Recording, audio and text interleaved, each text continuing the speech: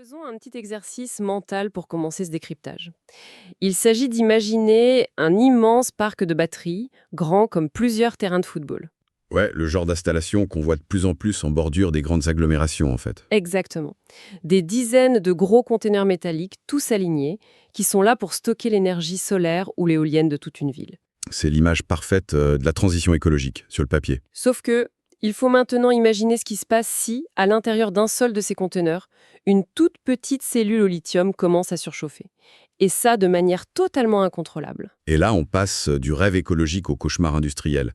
C'est vraiment le point critique. C'est pour ça qu'aujourd'hui, notre analyse détaillée ne va pas porter sur ceux qui fabriquent l'énergie verte. On va plutôt s'intéresser à ceux qui empêchent que cette transition ne nous explose littéralement au visage. Ce qui est, pour le coup, une mission de l'ombre, mais absolument vitale. Totalement. On va se plonger dans un document financier officiel. C'est le communiqué des résultats annuels 2025 du groupe STIF. C'est une entreprise industrielle française qui est née dans les années 80. Une vraie PME historique, avec des usines, de la tôle, du concret, quoi. Bon, décortiquons un peu tout ça. Parce que l'idée de cet échange, c'est de comprendre comment on passe de la fabrication de matériel pour l'agriculture à la sécurisation des infrastructures énergétiques les plus critiques de notre époque. C'est vrai que c'est une porte d'entrée indispensable. À première vue, un bilan financier de PME, ça peut paraître un peu horrible. Un peu ennuyeux, on peut le dire. Ouais, voilà. Mais ce communiqué de mars 2026, il raconte une histoire fascinante. On a toujours tendance à regarder l'innovation visible, les panneaux solaires géants, les voitures électriques. Le côté brillant de la technologie, en gros. C'est ça. Mais on oublie la plomberie. Pour que le réseau mondial encaisse ces énergies renouvelables, il faut les stocker. Le soleil brille pas la nuit, le vent s'arrête. Et c'est là qu'on a besoin de ces fameux parcs de batteries. Les BESS. Oui, les Battery Energy Storage Systems. Et le problème physique majeur de ces BESS, c'est le risque d'incendie et surtout d'explosion. Alors justement, parlons-en de ce risque. Parce que pourquoi un parc de batteries, c'est si dangereux? C'est pas de la dynamite à la base. Non, c'est pas de la dynamite, mais chimiquement, c'est extrêmement instable si ça tourne mal. Comment une simple batterie de stockage devient une bombe urbaine, concrètement? En fait, ça vient d'un phénomène très spécifique. On appelle ça l'emballement thermique, ou le thermal runaway. L'emballement thermique, ok. Ouais. Imagine, dans un conteneur BECS, tu as des milliers de cellules au lithium qui sont empilées, collées les unes aux autres. Ouais, un peu comme des piles géantes. Voilà.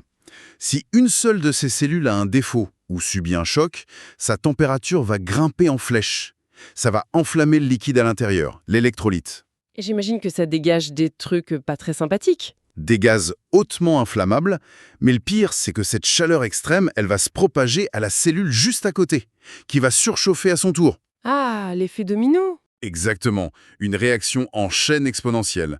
En quelques minutes à peine, ton conteneur, il est rempli d'un nuage de gaz toxiques et explosifs. La moindre petite étincelle et la pression fait littéralement exploser la structure en métal. C'est terrifiant dit comme ça, surtout près d'une ville. Et c'est précisément là que le groupe Estif entre en scène. C'est leur nouveau terrain de jeu, oui. Et quand on regarde leurs chiffres de l'année 2025, on voit une mutation totale. Ils affichent un chiffre d'affaires de 90,5 millions d'euros. Ce qui est énorme pour eux. C'est une augmentation de 47,8% en une seule année. Près de 50% de croissance. Pour de l'industrie lourde, c'est rarissime. Surtout quand on regarde la provenance de cet argent. L'EBITDA, donc la rentabilité brute, est à 20,6 millions d'euros, en hausse de 31%, et le résultat net dépasse les 11 millions. Mais le plus fou, c'est d'où vient cette croissance. Leur activité dédiée aux batteries, qu'ils appellent Explosion Energy, c'est devenu leur moteur principal. Ça représente combien aujourd'hui ? 41,4 millions d'euros. Ça fait un bond de plus de 41% par rapport à 2024. C'est quasiment 46% de leur volume global. C'est dingue. Surtout quand on compare avec leur métier de base. Le groupe Stif, historiquement, c'est de la manutention pour les produits en vrac. Ouais, des godets, des tuyaux pour les céréales, ce genre de choses. Voilà. Et ce secteur historique, il stagne. Il est à 19,6 millions d'euros. Ça ne représente plus que 21% de leur chiffre d'affaires. C'est vraiment le monde à l'envers. Pour ceux qui nous écoutent, c'est comme si une vieille usine qui fabriquait des courroies de moteur se mettait soudainement à faire les airbags les plus sophistiqués pour les voitures électriques. Et que les airbags devenaient leur produit numéro un. C'est ça. Mais il y a un truc qui m'échappe.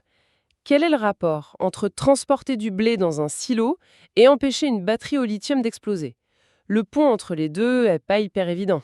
Ce qui est fascinant ici, c'est la résilience de leur modèle. En fait, le lien, c'est la maîtrise de la pression et des explosions de poussière. Les poussières, quel rapport avec le lithium? C'est de la physique fondamentale. Quand tu manipules des tonnes de farine ou de céréales dans un silo fermé, ça fait une poussière ultra fine. Ok, je vois le genre, ça vole partout. Et cette poussière en suspension, si un roulement mécanique chauffe et fait une étincelle, ça crée une explosion dévastatrice. Les silos agricoles avaient tendance à exploser très souvent autrefois. Ah oui, quand même. Du coup, Stifif a passé des décennies à développer une expertise dans la protection passive pour ces silos. Attends, la protection passive, ça veut dire qu'il n'empêche pas l'explosion de se produire. Non, c'est impossible de l'empêcher à 100%. Le but, c'est d'éviter que le bâtiment ne soit détruit.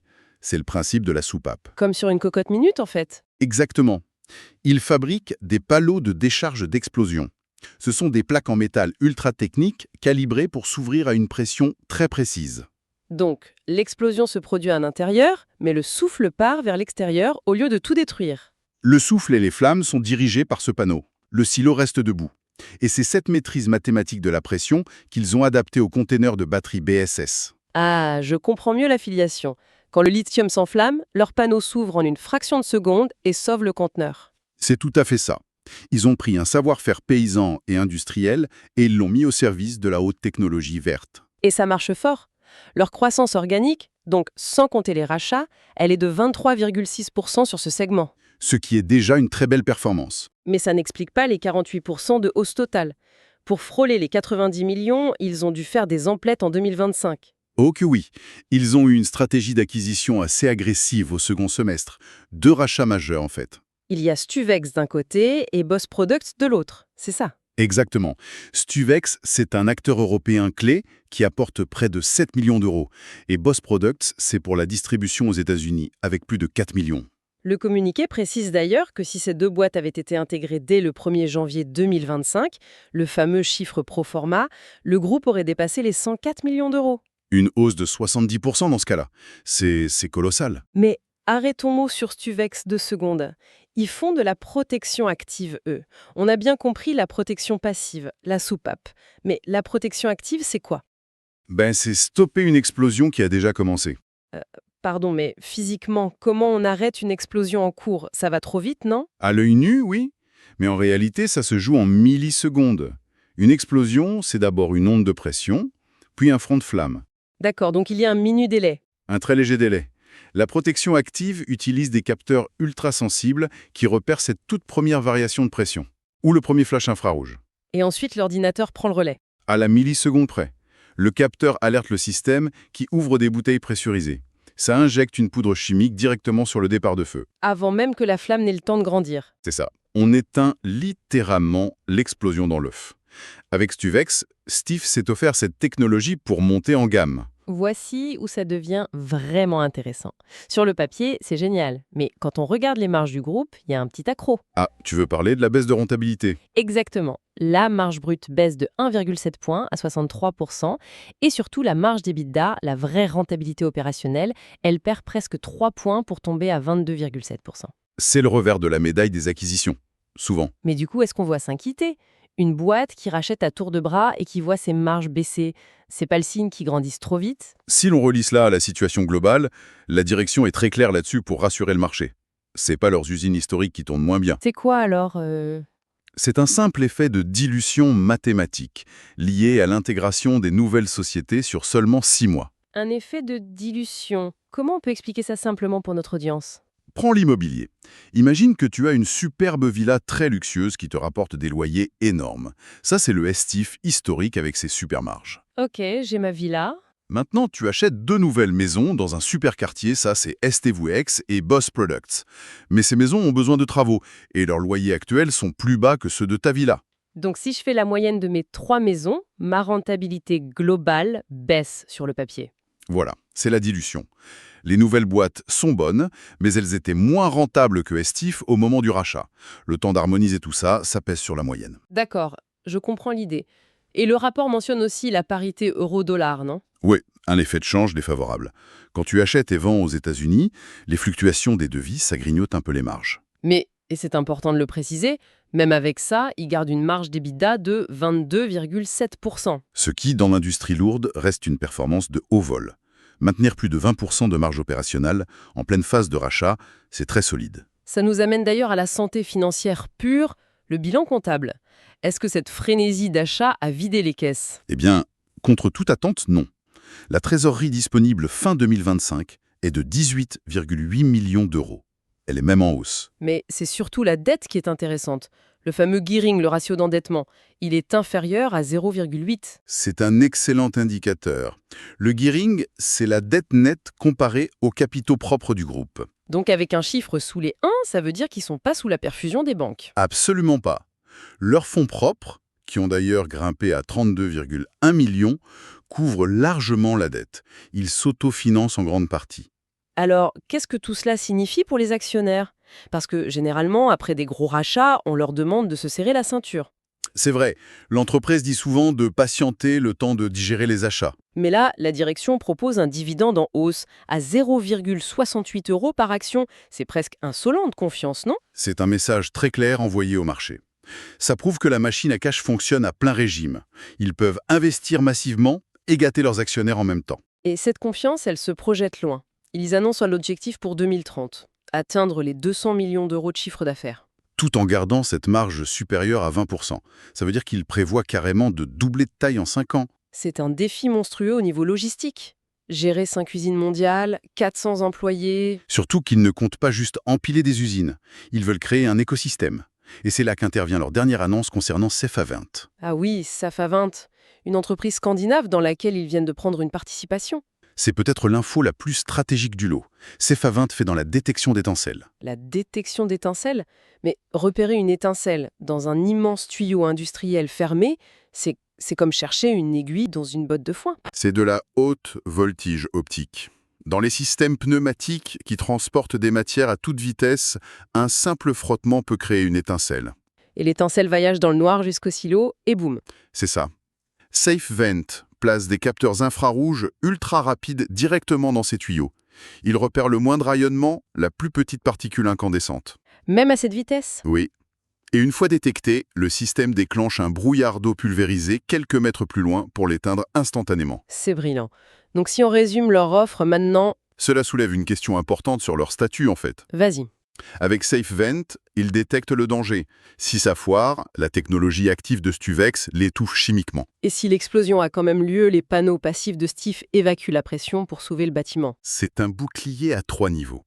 Ils ne vendent plus juste des pièces métalliques, ils vendent la survie complète de l'infrastructure. C'est le guichet unique de la sécurité industrielle. Pour un constructeur de parcs de batteries, c'est l'argument ultime. Tu gères tout le risque d'explosion avec un seul partenaire. C'est pour ça que la trajectoire de cette entreprise est si pertinente aujourd'hui. Elle est passée de la poussière des silos agricoles à la protection de la transition énergétique mondiale. Ce qu'il faut retenir pour ceux qui écoutent, c'est que la transition écologique, c'est pas juste fabriquer des panneaux solaires ou extraire du lithium. L'énergie verte ne sert à rien si on ne peut pas la stocker en toute sécurité près des villes. C'est une réflexion assez provocatrice finalement. Le vrai goulot d'étranglement de la révolution verte, ce sera peut-être pas la production des batteries elles-mêmes. Je suis convaincu que non. La limite physique, ce sera notre capacité à sécuriser ces parcs géants.